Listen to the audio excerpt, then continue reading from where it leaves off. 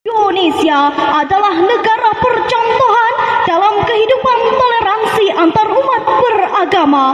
Bahkan Paus Paulus II pun mengungkapkan, Indonesia meskipun terdiri berdasarkan beragam suku bangsa, bahasa, norma adat dan agama, tetapi hidup dalam kerukunan dan keramah tamahan.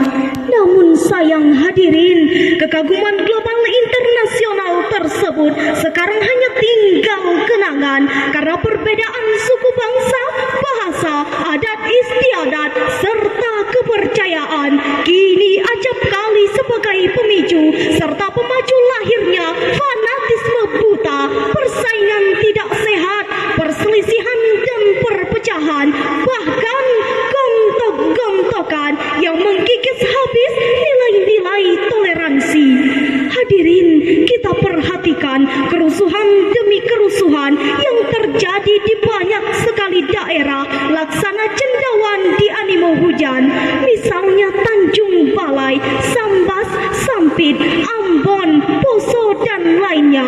Ternyata hadirin, berdasarkan para pengamat sosial, semua itu bersumber dari perkara sara, terutama agama. Maka pertanyaannya, adakah agama yang mengajarkan umatnya untuk saling bermusuhan? Tentu tidak hadirin. Oleh karena itu, agar disparatis kepercayaan tidak melahirkan permusuhan, kita wajib membudayakan toleransi antar umat beragama.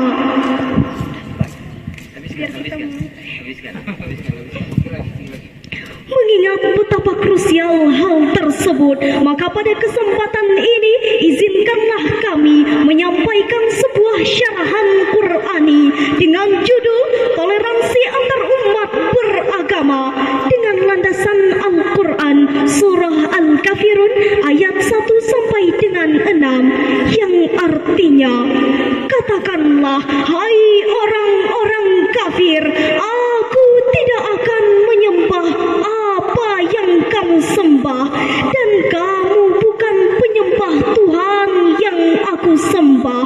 Aku tidak pernah sebagai penyembah apa yang kamu sembah, dan kamu juga tidak pernah sebagai penyembah Tuhan yang aku sembah.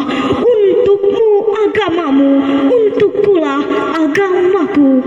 Hadirin, sababun nuzul ayat tadi menurut Imam Asyuyuti dalam Lubabun Nuqul fi Asbabin Nuzul adalah berkenaan dengan ajakan kafir Quraisy kepada Rasulullah untuk bergantian menyembah Tuhan masing-masing.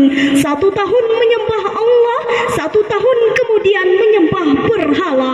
Tatkala itu turunlah ayat tersebut yang menolak dengan keras ajakan mereka yang diisyaratkan dalam kalimat lakum dinukum waliyadin, ay lakum syirkukum wali tauhidi, bagimu kemusyrikanmu dan bagiku keyakinanku.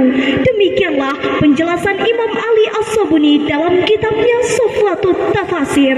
Dengan demikian hadirin, Islam memiliki konsep yang sangat kentara serta tegas dalam kehidupan beragama.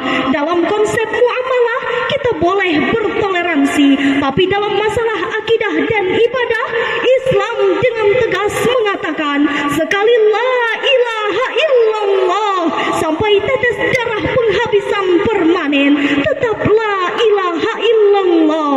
Demikianlah hadirin, Islam tidak pernah mengganggu akidah kepercayaan lain. Sejarah pertanda agama Akhaton masuk ke Mesir dengan menghancurkan tempat ibadah Loka Amon. Penganut agama Romawi Paganis masuk ke Mesir dengan membunuh kepercayaan Kristen Koptik. Islam masuk ke Mesir, tidak satu pun rumah ibadah yang dibakar, tidak seorang rahib pun yang dibantai. Bahkan Rasulullah dengan tegas bersabda, man adza dhimmiyan faqad adzani, barang siapa yang menyakiti kafir dhimmi, maka mereka benar-benar telah menyakiti itu. Hadirin, demikianlah Islam menandakan bahwa Islam bukan agama sadis, Islam bukan bengis, bahkan Islam bukan agama teroris sebagaimana yang dituduhkan oleh orang barat, tetapi Islam adalah agama beragama rahmatan lil alamin. Dengan demikian, jika akhir-akhir ini sudah terjadi aksi teror dan pengeboman seperti yang terjadi di Legian Kuta Bali, Hotel Marriott dan Kedubes Australia yang pungkasnya dilakukan oleh orang-orang yang beragama Islam. Namun di sini kami tegaskan, semua itu bukan dari ajaran Islam. Sekali lagi, bukan dari ajaran Islam, tetapi lebih disebabkan lantaran faktor kepentingan golongan dan bentuk perlawanan imperialisme politik barat yang durjana. Betul hadirin? Maka timbul pertanyaan, apa yang harus kita lakukan agar kerukunan antar umat beragama tetap terjaga? Jawabannya dalam penggalan Al-Quran surah Al-An'am ayat 108 yang artinya, dan janganlah kamu memaki sembahan orang musyrik dan berhala-berhala mereka, karena nanti mereka akan memaki Allah dengan melampaui batas tanpa pengetahuan. Hadirin, dari syarahan yang telah kami sampaikan tadi, maka dapat diambil kesimpulan bahwa untuk membina kerukunan antar umat beragama di negeri tercinta ini, hendaklah saling bertoleransi, saling menghargai, dan saling menghormati dengan menaruh kebebasan kepada setiap pemeluk agama untuk menjalankan amalan dan kepercayaannya masing-masing. Oleh karena itu, kami menghimbau kepada seluruh pemeluk agama di negeri tercinta ini, terutama umat muslim, untuk saling bertoleransi, saling menghargai, dan saling menghormati. Demikianlah syarahan yang dapat kami sampaikan. Terima kasih atas segala perhatian. Mohon maaf atas segala kekurangan. Wabillahi taufiq wal hidayah waridho wal inayah. Wassalamualaikum warahmatullahi